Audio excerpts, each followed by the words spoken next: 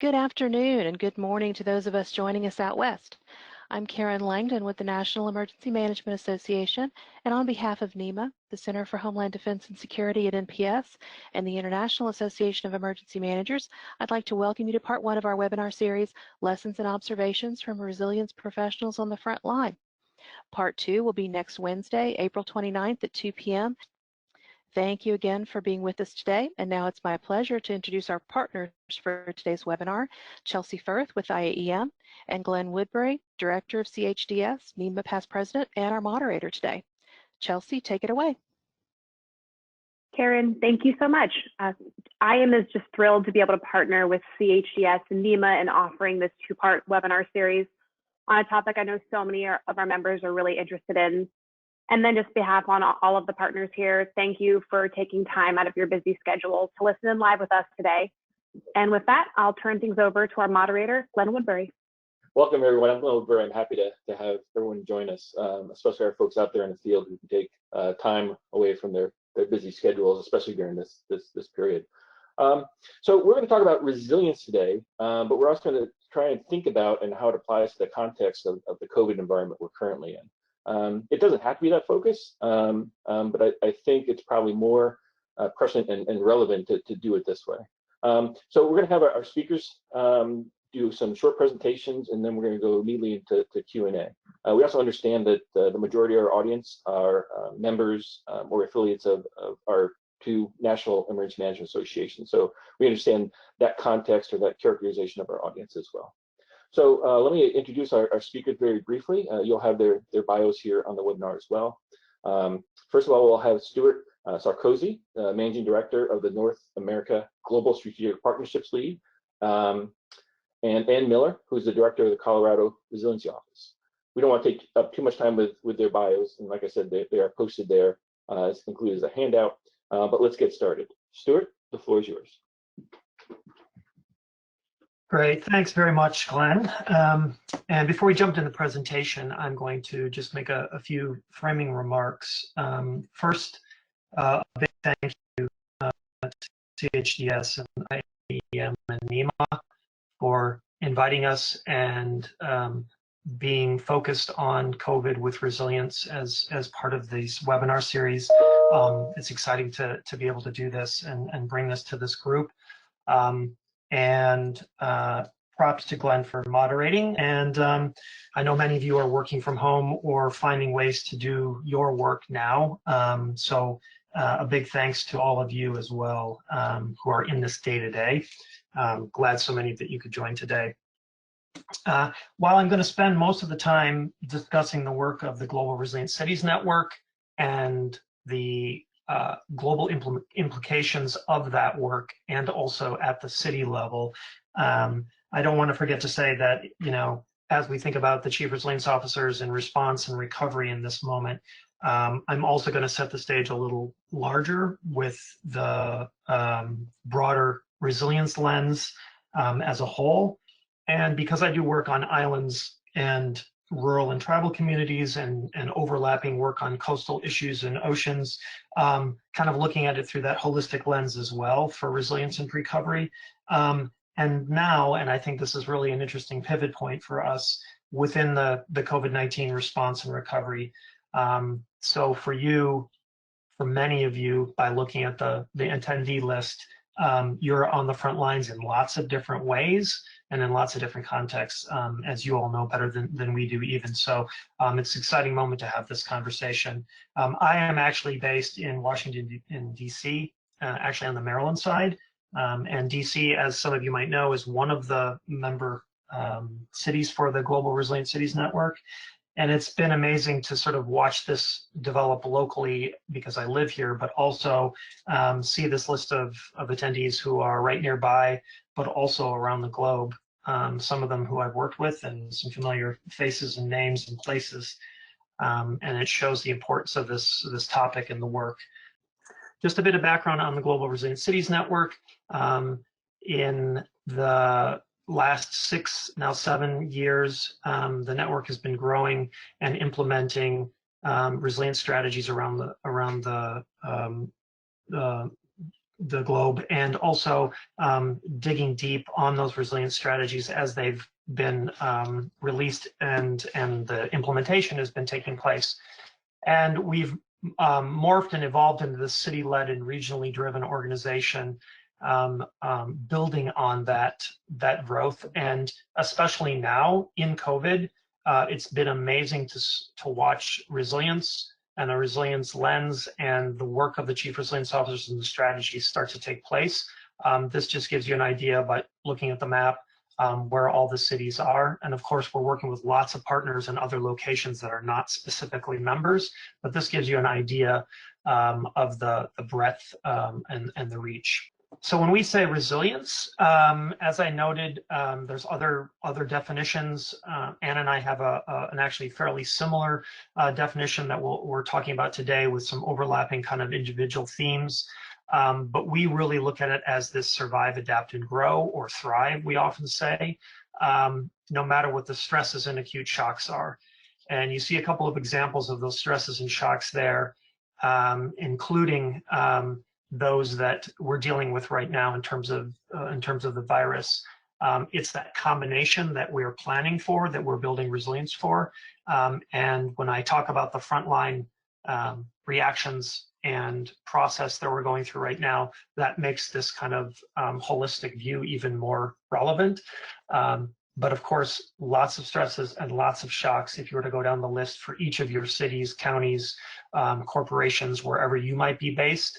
And that's often one of the places we start. So as we look at COVID, what are the stresses and shocks that this has created in a cascading way, in addition to just the health shock that we're feeling right now? So as we do this work, and this was almost one of those slides that you go back to and you think, oh, look at that.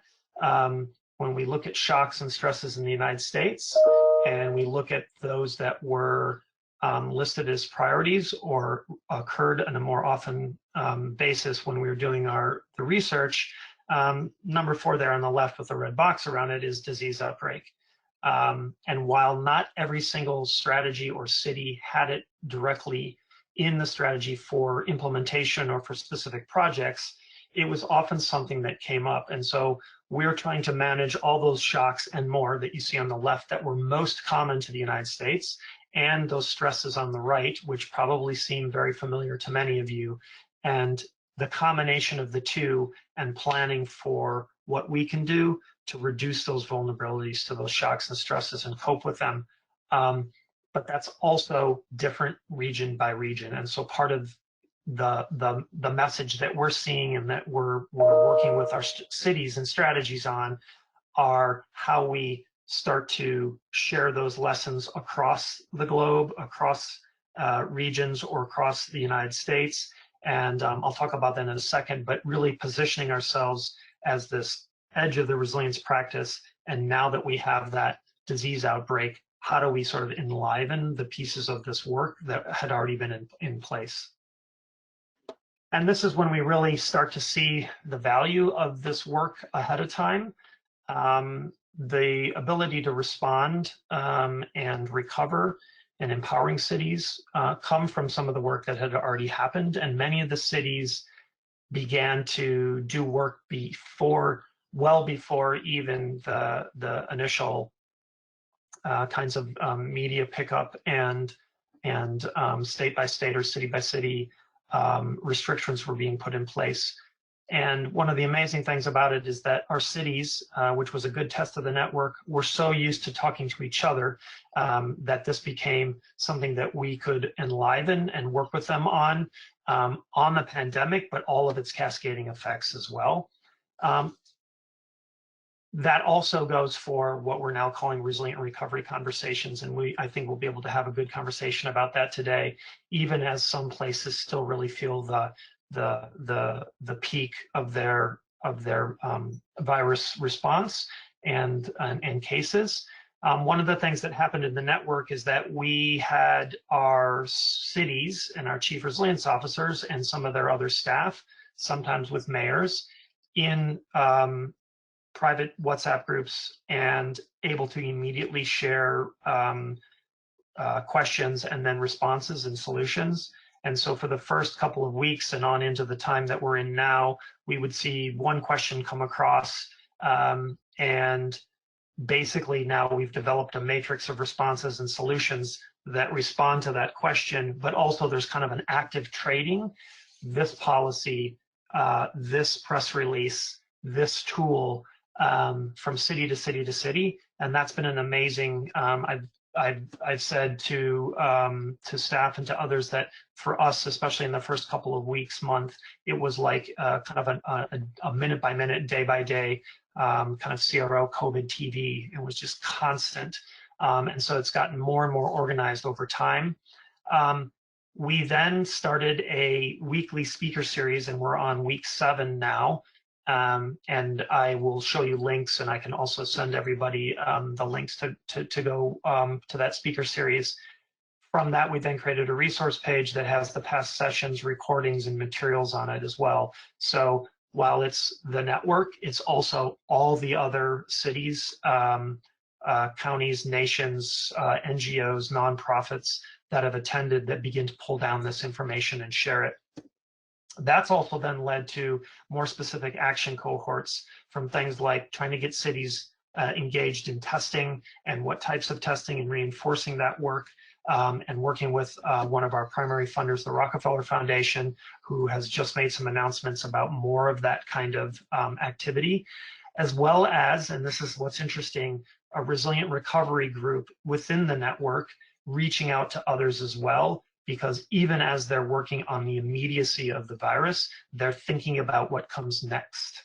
And if we think about the cities, it's been interesting to watch those that had immediately been brought into their EOMs or EOCs, and their teams seconded in and put in place to be that kind of broker and organizer, as they've done in the past with all the rest of the work.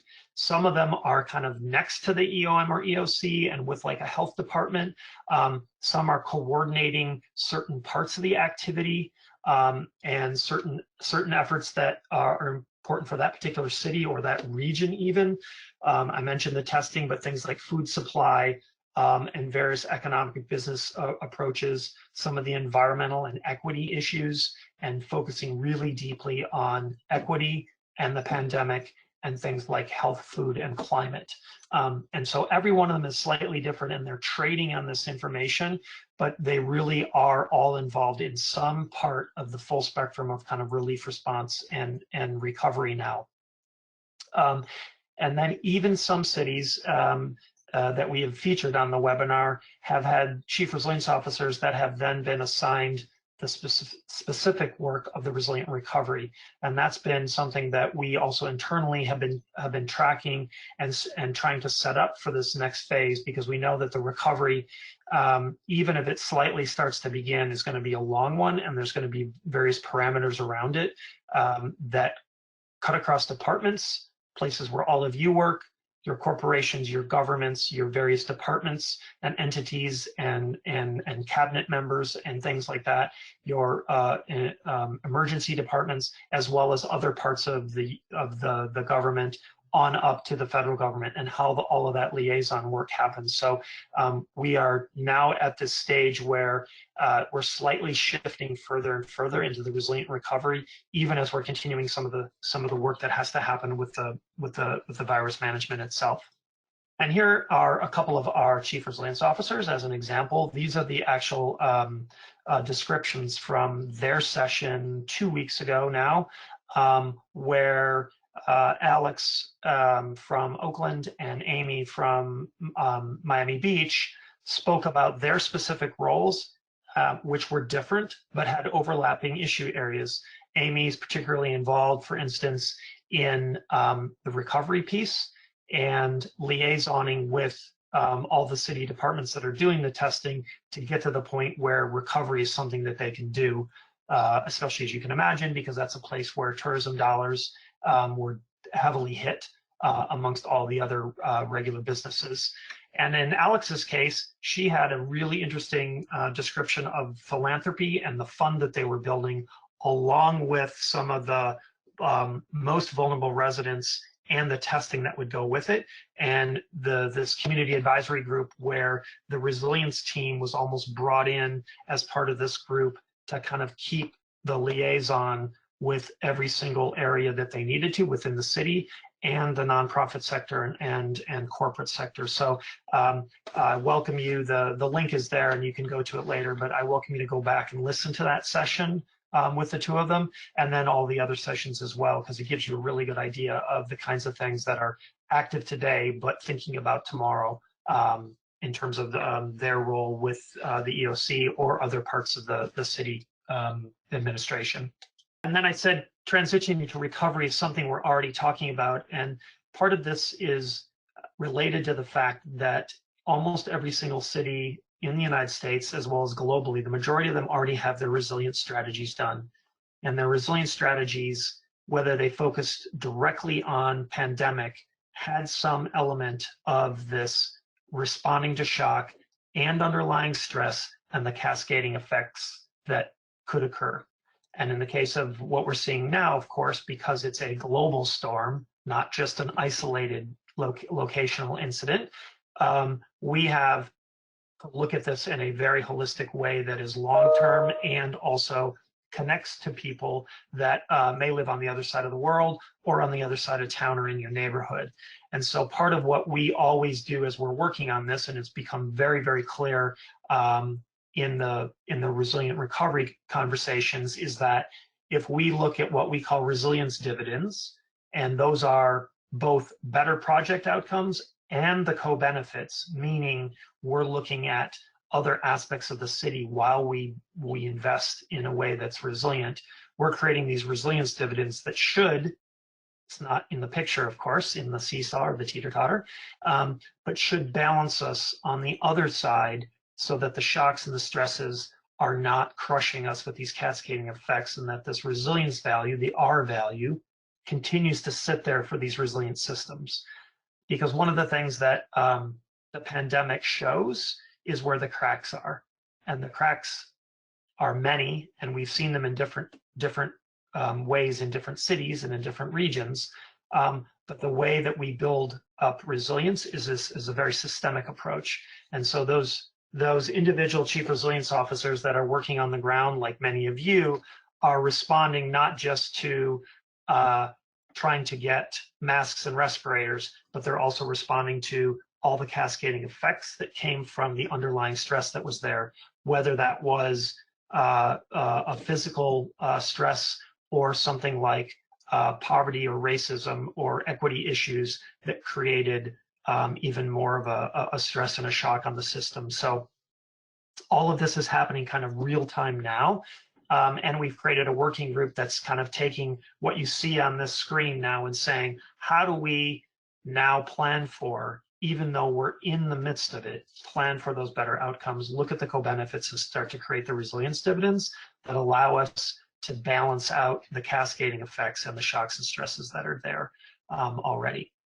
If anybody has any questions about this, we'll get to it later, I think, but also you're welcome to follow the work that we're doing and contact me. And I really look forward to the conversation with Anne and all the rest of you. Thanks very much. Thanks very much, Stewart. Anne, why don't you take it from here? All right. Thank you, Stewart and Glenn, and for all who are taking the time to join in this really hectic time we're living in. I'm going to start by just giving some background on the Colorado Resiliency Office to set the context, and then talk about what we're doing at a state level and also our efforts looking forward and supporting resilient recovery at a local level. So a little background here. The Colorado Resiliency Office is kind of one of a few state resiliency offices in the country. And it was set up shortly after the 2013 floods, which at that time was Colorado's largest disaster. And we were set up to coordinate recovery and kind of support those hard-hit communities to build back better. We then created the Colorado Resiliency Framework, which is Colorado's kind of roadmap to guide thinking about how we are adaptive to changing conditions and disruptions. And I'll note that yesterday we held a virtual resiliency summit with over 150 people to kick off the 5-year update of that framework. So that was exciting. With the framework set up, the Colorado Resiliency Working Group. And so we had the infrastructure of the relationships that we formed, not only through the hard work of the recovery that hit 24 counties at the same time after those floods. And when you live through that kind of thing, you really form strong relationships that then help you later adapt and face other challenges like the one we're facing right now.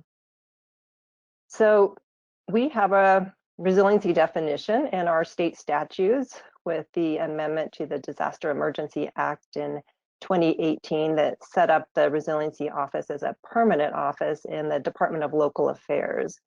So resiliency is the ability of communities to rebound and positively adapt to or thrive amidst changing conditions or challenges.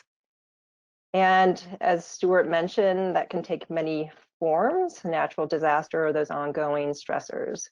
So our framework takes that holistic systems approach, again, that Stewart was talking about, and we have these 6 interconnected sectors that helps us really focus in on how each sector can be adaptive to the shock events and challenges like affordable housing, public and mental health crises that we identified last year in a local government survey were some of the top stressors in the state from their perspective. So the 2015 framework set up that foundation for integrating resiliency into state and local plans and activities and creating a culture of resiliency. And our office provides technical assistance to state agencies and communities. And last year, we held several community resilience workshops and developed the Colorado Resiliency Playbook as a guide for state agencies to really live and breathe this in our practices and our investments. We also support long-term recovery after disruptions. So we're pretty busy right now. And we work very closely with the Colorado Division of Homeland Security and Emergency Management on recovery and really play that convening role between multiple agencies. So last month, early on, the Resiliency Office started convening multiple state agencies and weekly coordination calls to support community and economic recovery efforts. So it's evolved really day to day on different focus areas. We also are bringing together voices from across the state in a rural economic adaptations and futures group that we recently convened to share ideas and local strategies. And I'm going to share a couple examples of some creative efforts happening at a local level in rural Colorado at the end of my presentation. So they're it's kind of our think tank and a lot of inspiration and sharing of experiences and kind of peer learning that is happening with that forum. In addition, we're working closely with local governments, and we're also communicating regularly with weekly briefings twice a week. We're working to understand the many impacts across the state to inform a coordinated and strategic recovery plan.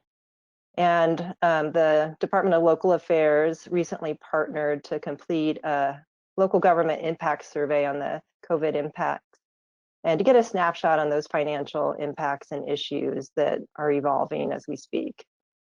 We're also in the beginning discussions to support the development of regional and local economic recovery and resiliency roadmaps. And finally, the governor's office quickly formed a Council on Economic Stabilization and Growth that is bringing together public-private leaders to develop recovery policies and strategy recommendations as we move forward into that long-term economic recovery. And there's so many other things that are happening as well, but those are a few highlights. So the resiliency framework includes 9 resiliency criteria to evaluate resiliency strategies and projects to ensure our resources are leveraged for multiple benefits. And as we promote public health and economic recovery, we have the opportunity to address equity issues, apply adaptive and innovative solutions, build on community plans and visions, and strive for those long-term and lasting impacts, echoing, again, a lot of what Stewart brought up. And we know this crisis has shown a light on systemic inequality. Jobs in accommodation, food service, and retail have been hard hit, of course, by this pandemic, and low-income workers are disproportionately affected. So economic recovery efforts need to benefit the whole community. One of the actions recovery planners and emergency managers can take now is to form a recovery and resiliency team.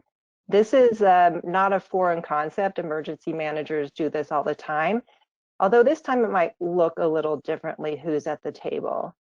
So this pandemic has obviously impacted us all. So we really need to draw on the talents, perspectives, energy, and creativity of community members to accelerate solutions and foster that all hands on deck effort, because we're going to need it. As we strategize about what, quote, open for business looks like and apply guidance as we get it, recovery planners need to bring community stakeholders together to look at the opportunities to increase economic vitality, develop strong partnerships that build on community assets, and proactively plan for the future we want and dream a little while being adaptive in a time of uncertainty. Public health professionals and economic development organizations will be critical members of this team, as well as urban planners who understand those community goals, plans, and those visions that you really want to keep your eye on through all of this.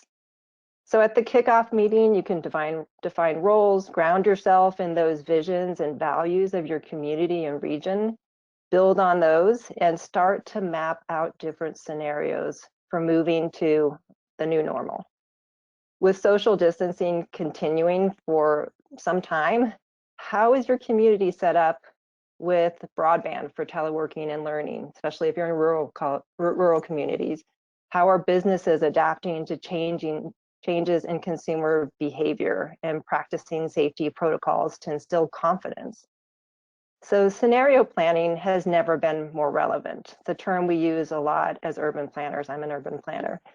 What does transition to open look like under different scenarios? You may have heard the analogy, it's not a light switch where you can turn the economy on, but more of a dimmer. So what are the issues, opportunities, and strategies that emerge out of each scenario?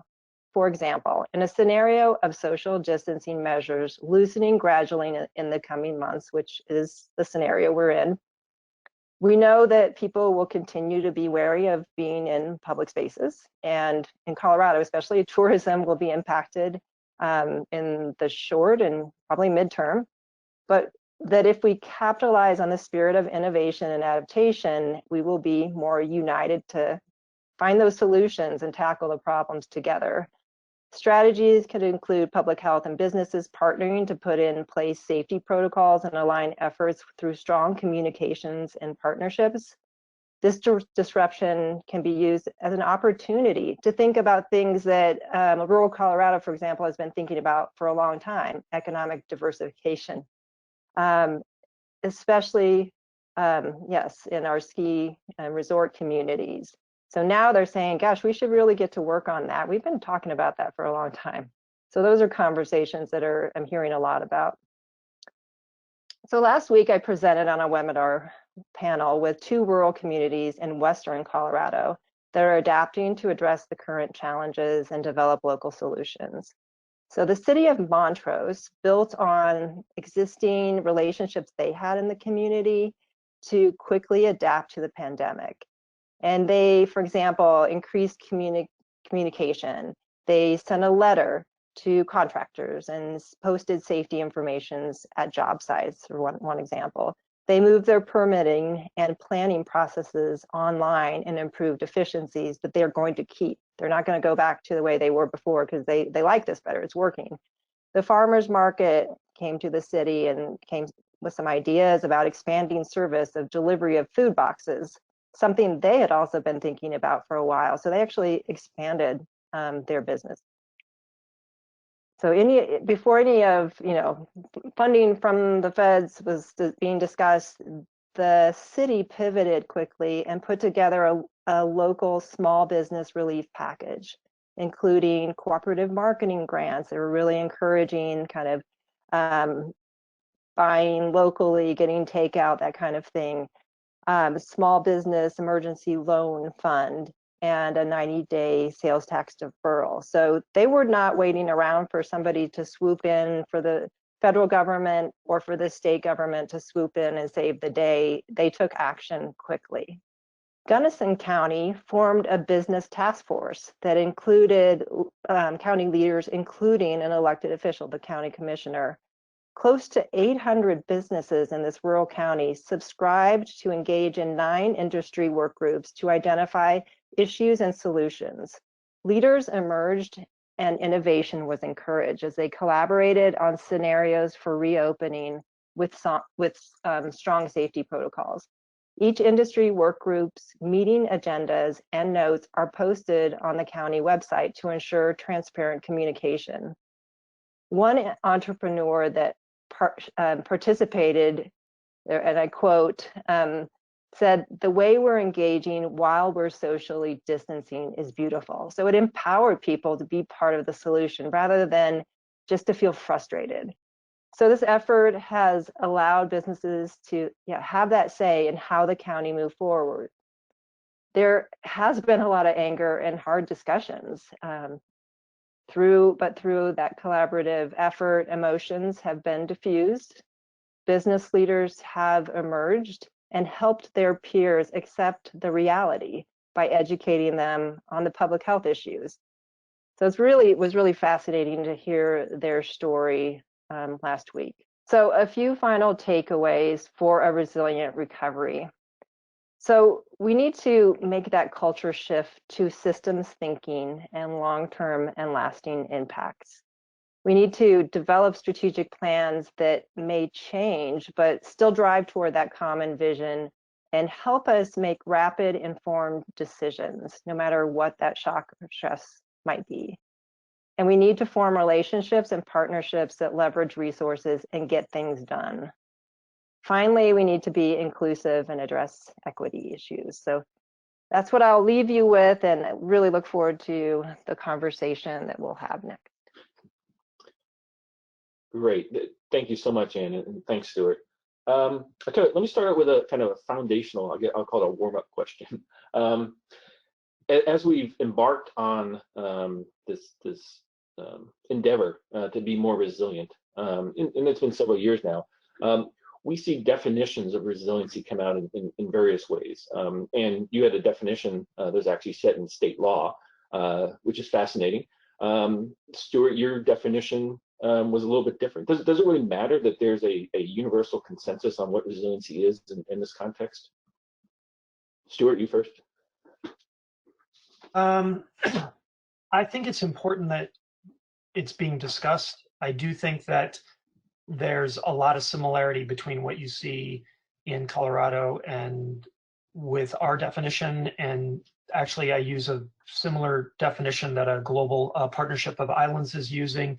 And I think what's important, besides the definition, because maybe you don't even call it resilience, but the kind of planning that is holistic, multi-sector, multi-departmental, focused on the future and a kind of pre-recovery mindset as opposed to being in recovery all the time is probably what is even more important. I think you probably could see some similarity, even though we did not necessarily trade information on our slides or have even spoken about the way that we work at a local level and at a global level, that the state of Colorado has a very holistic way of looking at it.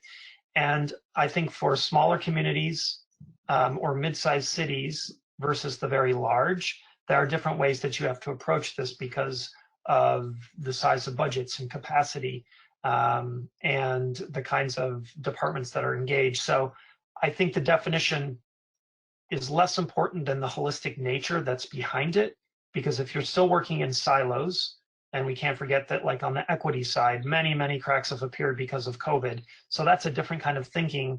And I feel pretty fortunate that our cities were already very engaged in the equity issues that led to a lot of the cascading shocks and stresses. So at least from our viewpoint, as long as it's holistic in nature, that definition doesn't have, they don't even have to say resilience, but if it's planning that's holistic, then I think that's the more important thing. Okay, thanks. Anne, any thoughts on that?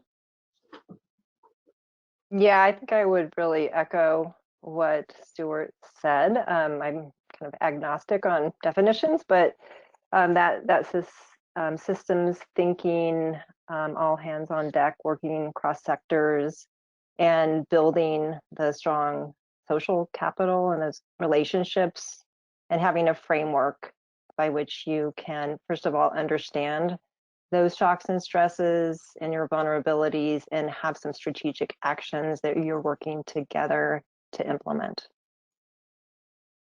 Yeah, I was very impressed by both of your descriptions and your examples of, and I think called systems thinking.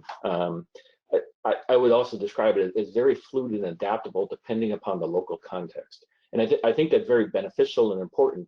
One of the challenges, though, is looking for specific guides, and I hesitate to say SOPs on how you do this. So there's a little bit of challenge within a first response emergency management agency that's looking for kind of very specific guidelines of this is how we do this, and this is how we're going to put it within our EOC or within our broader context. But the recognition is it all depends upon the local context, the local goals, local visions of what resiliency looks like to them. Do you find any challenges when those two concepts interface or intersect? Anne, you want to go first? You don't have any Sure. challenges. No challenges. Oh yeah, sorry. I just There's no had a muting problem. And why don't you go first? Yeah. Okay, thanks.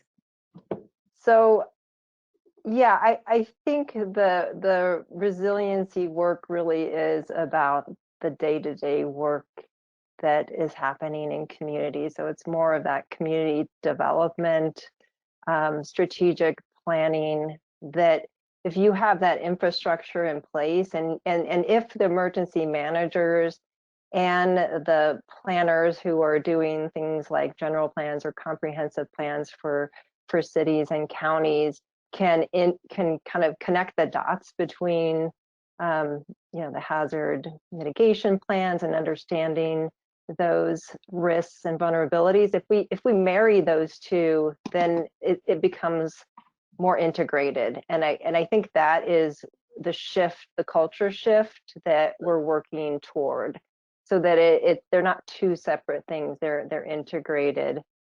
I think that's the fundamental shift that has to happen. Okay. And it is happening, I would say. Stewart, any thoughts on that? Yeah, and I think that this goes back to even when we were first doing resilience strategies and installing chief resilience officers.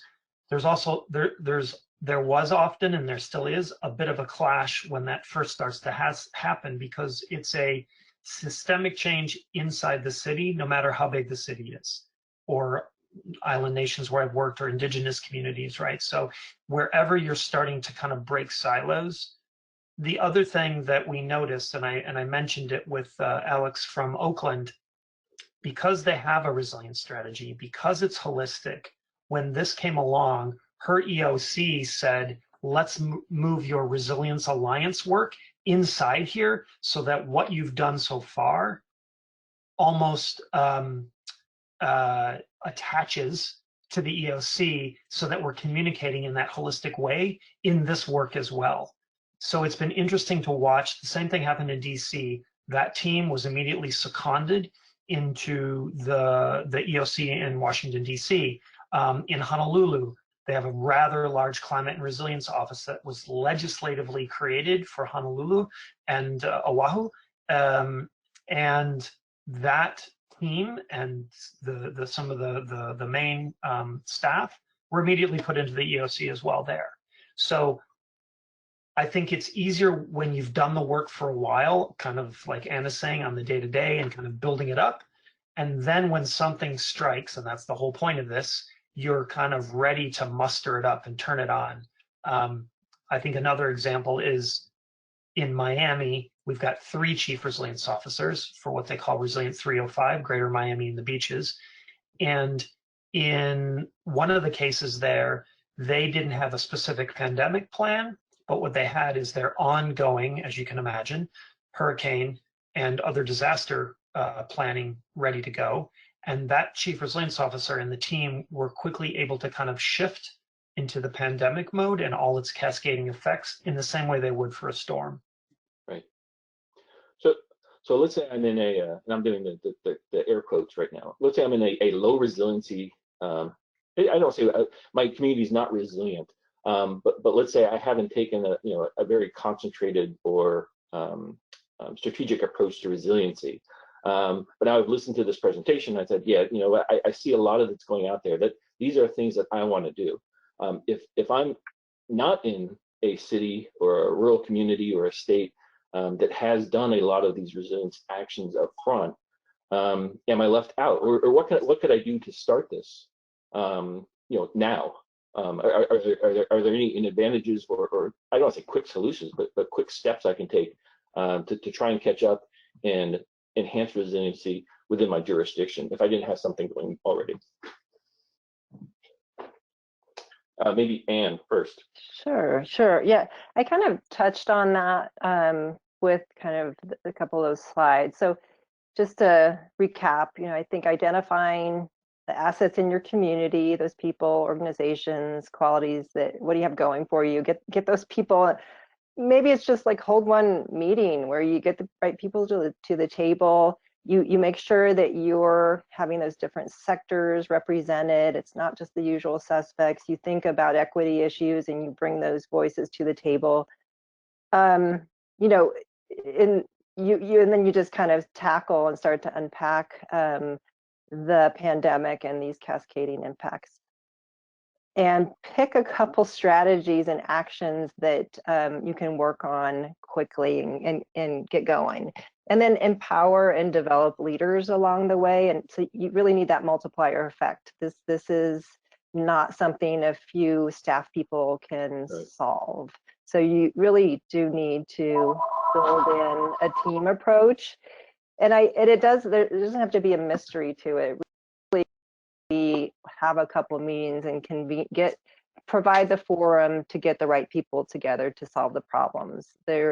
There's nothing more magical, there's no magic formula to get. Sorry. Right, thank you. And Stewart, anything to add to that? And there was kind of a follow-up on that too. Is while you work with primarily large cities and across the globe, is your information available and just as relevant to smaller communities? Yeah, I think that the answers are kind of connected for sure in the follow-up of that original question, in that I agree with Anne that you've just got to start and pick a couple of these, pick a couple of champions, pick a couple of sectors, or start to build on it. It's obviously hard when you're right in the midst of it. Right. Sometimes that takes special resources, which is also something that we hear a lot from the rural communities and native communities. Is how can we even do this if we don't have the resources? So that obviously is a very real question that has to be answered. But I also have seen, and this is in my work after Katrina, and then especially with the Hurricane Task Force after Sandy, is that in these moments where we're in it, and this is clearly one that's going to be the dimmer switch, not the light switch, right. You can start to work on the resilient recovery even as you're responding. And some of that recovery mindset can come through even as you are dealing with the day-to-day, because they do reinforce each other. And so I think that's one key element to what we've seen, where there are strategies and where there's not, that you're starting to do some of the forward thinking even as you're reacting. And we have a couple of cities who are not in the network who are planning to add chief resilience officers and go through the whole strategy process and have been talking to us. And the COVID pressures have created a kind of greater demand for them. And quite frankly, for us, we're hearing from all kinds of people, because now they're like, oh yeah, right, holistic resilience. now we see what you mean. When everything goes bad, it's better to be all well prepared ahead of time, and that's easier to say than do. But indeed, those things are kind of linked at any scale or size community. Right, and it strikes me that one of the things we struggle with, in the midst of a disaster, is breaking people away to think about what's next and how to think about not just recovery, but all future actions and future consequences and that type of thing. And generally, we have a term, a future planning group, for example, is a common term or a common a cell that may be created, and maybe integrating resilience into that existing, part of our infrastructure, during a response might be one way to, advance the resiliency concepts if they're not already, pre-designated in some kind of structural design within a community. Yep. So let me, we got lots of questions here. Let's see. So hazard mitigation is usually hazard specific. Is resilience hazard specific? And if they are, when our resilience process is not hazard dependent?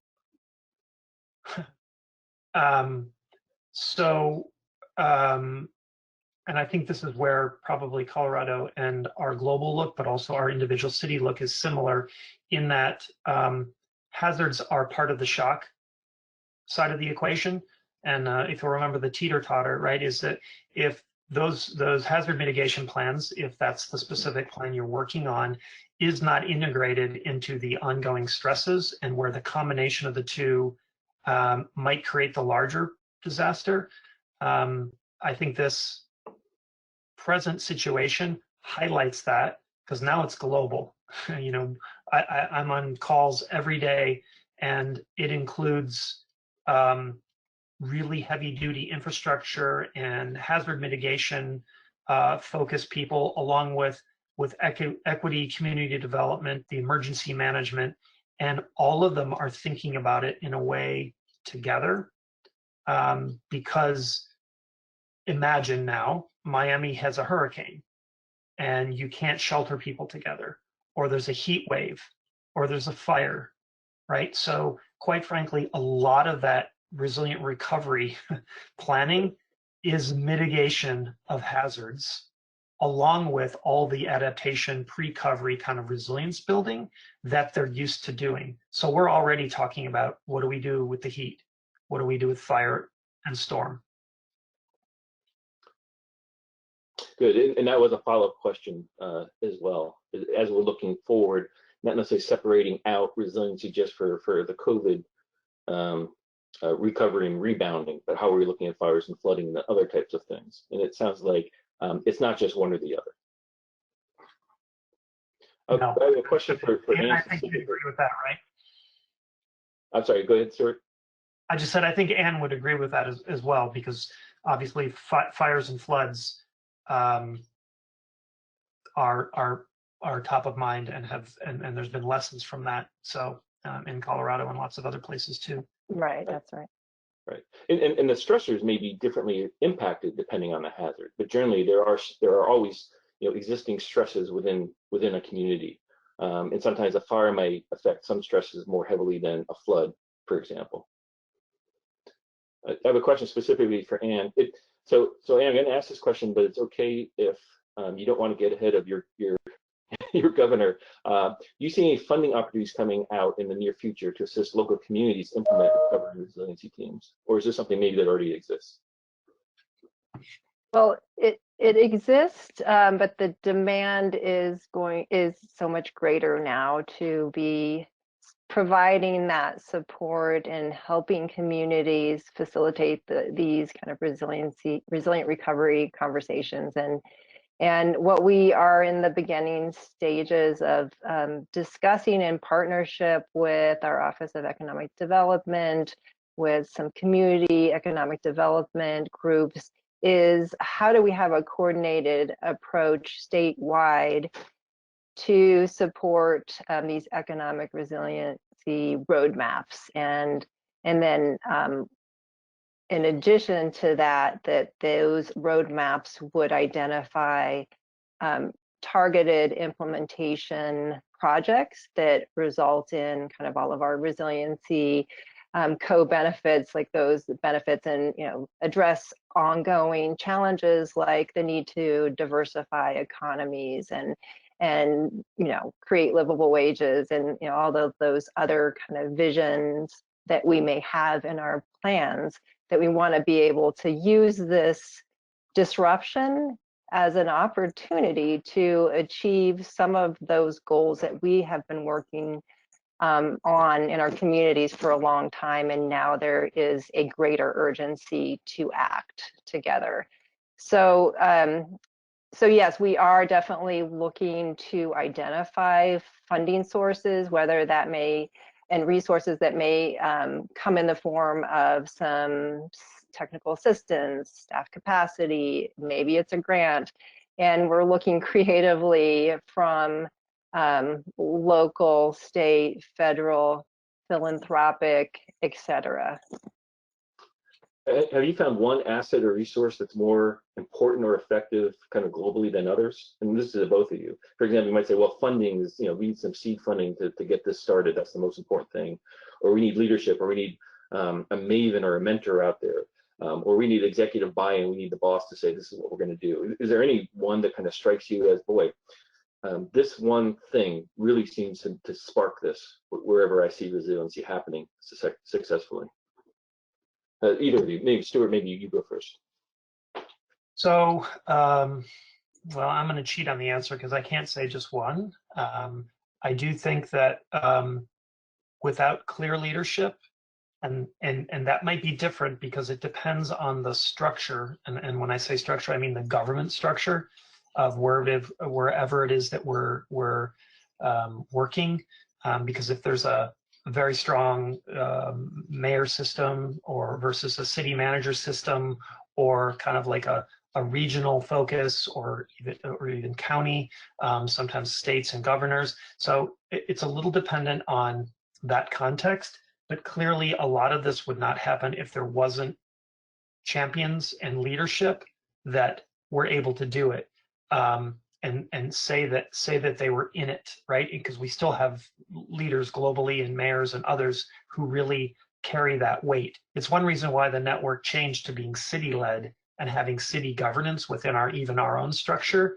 And that's been an amazing change because I've been around since the beginning of the organization in one form or another.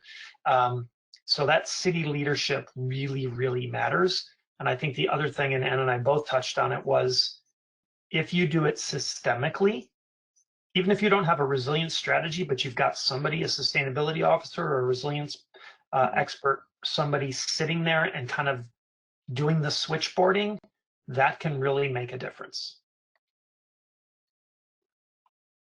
Ann, anything to add to that? Yeah, I would echo the leadership, the infrastructure and the relationships, like how you're going to work together. And that, it goes to the point I wanted to make, is just that collaboration is the key in addition to leadership. Money helps, but it's not the main driver. Chasing grants doesn't in and of itself lead to like the outcomes that you want. Certainly doesn't hurt, but it's not the starting point. Yeah, I should have added, Glenn, one of the things that some of the people that we've worked with and points to it directly is that even without extra money, if you're looking at your city budgets or county or state or whatever it is, your federal dollars, your HUD CDBGDR, as you examine them and use them in a way that's more holistic, that too can just make a change, even if you're not going out for new funds. Right. I'm seeing several questions that talk to levels of government, and maybe I'll expand that to kind of levels of authorities. So we have local communities, we have state efforts, national efforts, and even potentially international efforts. Is it important that we have a national effort before a local community, or is it more successful when it's local community driven? And I'm kind of looking at the top down versus bottom up kind of debate on that. Do we have to have a national strategy for what you're talking about, or is it even more successful when it's locally driven? Or maybe not even government driven? Well, I'll say this, that there were attempts to have a federal level kind of resilience view and in a kind of resilience lens on procurement, so that you didn't build new stuff that didn't have a better lens on it, or prepare new stuff or start new policies or programs. So it would be nice to have that. I think what a lot of the experience of the last 10, 15, 20 years has shown that if cities and counties and states engage in this work, whether it's resilience building because of climate change or it's resilience building because of natural shocks and stresses, or what we're experiencing now in this kind of multidimensional way, cities can do a lot, but viruses and floods and lots of other things don't respect borders. Right. So you can't do it completely in isolation. But I do think that there's a proven model now already that at varying scales, and even corporations. I mean, if you thought about cruise lines and hotels alone in the tourism industry, if they were more resilient in terms of how they built and operated, it would change things. And anything to add to that? I think because this has hit on a scale unlike anything that we have experienced, that having tools and guidance on, like every community needs to have these economic and community resiliency strategies, conversations. So have some guidance, so it makes everybody's work easier rather than all recreating the same things. That I think that's always good to have some guidance and resources at a broader level, and fostering the peer exchange so we learn from each other. But really this is also a grassroots effort, so the real work and the real conversations have to happen in communities and in regions, and we need to support from the federal and state level, I think. Right. So in listening to yourselves, if you were to walk away from this hour, and you are now the governor of a state, Stewart, you are now the mayor of a large global city. What's the most important takeaway from this discussion, and from what you've learned so far, if you were actually now responsible for a large jurisdiction in implementing resilience in the age of COVID? Okay, I can just start. I think communicating the vision and values, that's the core. What what is your state about? What are you protecting? What are you shooting for? What are your outcomes, desired outcomes? And then sharing information in a rapidly changing environment is so critical. People are hungry for information, even if the answer is we're working on that. We don't have the answer to that yet. To partner and empower teams to solve problems. Yeah, I think if I were dropped into that mayor position now, I would first focus on the quick gathering of the best practices, because they're there. I think listening locally, and then listening and gathering nationally, globally, etc., and combining those two in a very quick way is something that everyone can do. That's that's in this right now, because there are good standards, there are good examples, there are economic recovery plans already floated by numbers of cities, and all kinds of other real tools in the toolbox that could be gathered. So you don't have to go it alone, right? You can talk to other mayors, and you can figure this stuff out. Our mayors are talking to each other about things that they're doing. And I think the other thing is what Ann touched on. I would have called it storytelling and comms, making sure that you're really, really good with the storytelling and comms and messaging, and making sure that people understand the facts, the science is really important. That's nice. That's nice. I was told I can go on a little bit longer. So let me ask you both. There's a two-pronged question.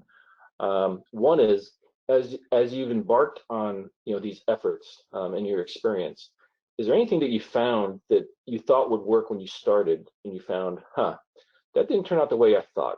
I would not recommend that or try that again. And on the other hand, was there anything that you didn't plan that surprised you, and that you thought, hey, I didn't think about this, but we're going to integrate this going further? So the first part is there anything that happened out there that you said, wow, not going to do that one again?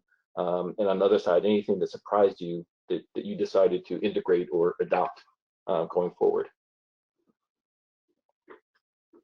Stewart, maybe you go first. Wow. Okay. Yeah, that's a good one. I think in the realm of not doing it, I think there's a lot of experience with the typology of strategies, chief resilience officer positions, and the cities themselves. I was involved in developing the prize challenge at the very beginning for what was called the 100 Resilient Cities Centennial Challenge, I think, by Rockefeller Foundation, and that led to the network as it is now through a couple of guises. And I think I would have made sure that there were many smaller mid-sized cities, perhaps. You might have had to do a different type of prize challenge or a different way of setting it up. But I do think that, like, unfortunately, there aren't as many small to mid-sized cities, rural towns, and indigenous communities like I'm working with now that were already with these strategies and with the chief resilience officers. It's interesting, some islands have them, some places that we've worked around dashboards and data and things like that. So I think we, the royal we, all of us, but even as I look at like my role in various projects, missed some of the other places and typologies. And I also wish we would have reached other private sector actors to really change the way they work along with municipal organizations. That would be the thing that I feel like we didn't do right and need to do more of now from now on. Anything that surprised you? It continues to surprise me how many chief resilience officers are in cities and in states and in other places that we don't know about. And suddenly I'll be at a conference and I'll be speaking, or somebody will email me after this webinar and say, hey, I'm the chief resilience officer for this city or for that state. And so even without kind of like the deep dive we've done, it's amazing how when you say resilience, people have a greater understanding, and the roles and the strategies and some of this stuff, despite the fact that we weren't involved directly, has stuck and grown globally, but also here in the United States. And Ann, anything that you've experienced that maybe you wouldn't do again or recommend, and anything that surprised you positively going forward? Yeah, I'll just give one example of kind of doing the technical assistance with local governments and especially under-resourced rural communities. That, in doing just a project, it was more of a community development project where we came in with a technical assistance team, and we kind of relied on the one staff person that worked as the town administrator to, do the coordinating work.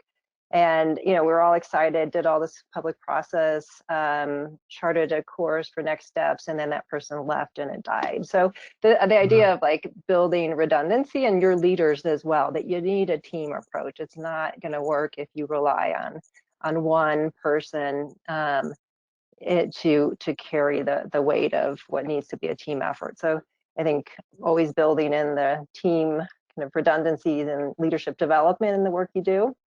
Right. And then in terms of kind of surprises, I think it's a story more about social capacity and applying, learning from your mistakes and applying lessons learned. That after the floods, we made a lot of mistakes, but we learned a lot, and we're doing things differently as a result of it, because we don't want to repeat those same mistakes. So the Colorado Resiliency and Recovery Collaborative formed. It's a coalition of different local governments and emergency managers that all lived through that and want to extend those lessons learned statewide, and have developed some guidance, and also are doing some peer support with other communities that have not lived through it. So I think that's a real joy to see that experience resulting in doing things better and differently. And right now, our Department of Homeland Security Emergency Management they learned, like, oh gosh, we were flat-footed in 2013 and we did not, do what we wanted to do with managing the public assistance from FEMA. We're going to do it differently. So now they're proactively doing the FEMA public assistance briefings. They're doing them regionally through webinars, small webinars, so that they can do Q&A. They've got a recorded webinar that's on demand, and they're just getting people set up for when it's turned on, they're ready. So things like that is always encouraging to see. Right. It seems to me, I mean, I'm learning a lot too, that when we talk about recovery planning, especially from an emergency management context, it's not a matter of resiliency being a new part of that, or even a small piece of something we need to consider going forward. What I've learned is that the resiliency pieces that you're talking about are actually much broader than the typical kind of focused Stafford Act recovery, things that we primarily resource towards. Yeah. It's a much bigger, broader, more collaborative endeavor to address a lot more challenges following the event than maybe we typically focus on. Yeah, I would agree with that. Mm-hmm. Yep. So I want to be respectful of everyone's time. So I want to thank Ann and Stewart and IAEM and NEMA and CHDS and all the participants who took the time to listen to this and engage in this discussion. So thank you very much. Karen, back to you. Thanks, Glenn. Thank you also to Ann and Stewart. We really appreciate you sharing your expertise with us today. Thank you to IAEM and CHDS, and thank you to our great audience. We know your time is precious right now, and we appreciate you spending a few minutes with us today.